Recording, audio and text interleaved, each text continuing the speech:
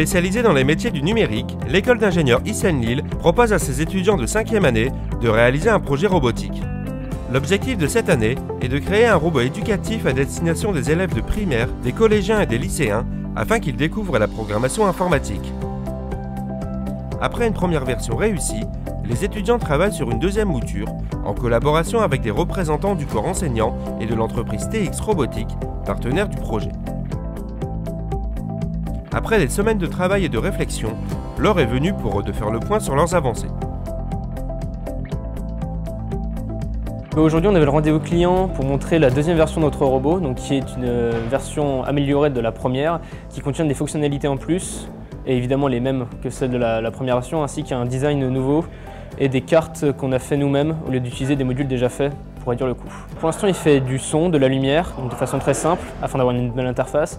Il peut éviter des obstacles, suivre des lignes, et du coup, par définition, se déplacer également de façon assez simple. Pour l'instant, il se contrôle via les boutons qu'il y a sur le dessus, mais il y a une application qui est en train d'être développée pour pouvoir le contrôler avec un smartphone via le Wi-Fi.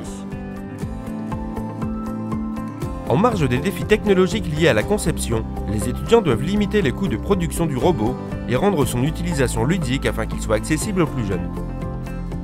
Et pour mener à bien ce projet, les étudiants travaillent en équipe afin de mutualiser leurs compétences respectives telles que l'électronique, l'informatique et le design.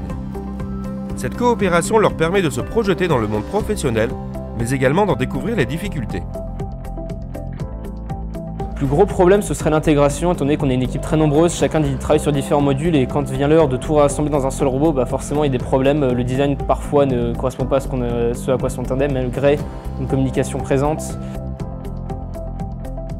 Les réunions comme celle de cet après-midi, ça permet de cibler les erreurs et après de permettre de voir comment chaque module qui fonctionne très bien indépendamment pourrait fonctionner ensemble et après de développer une plage méthode pour pouvoir vraiment faire un modèle qui fonctionne tout le temps.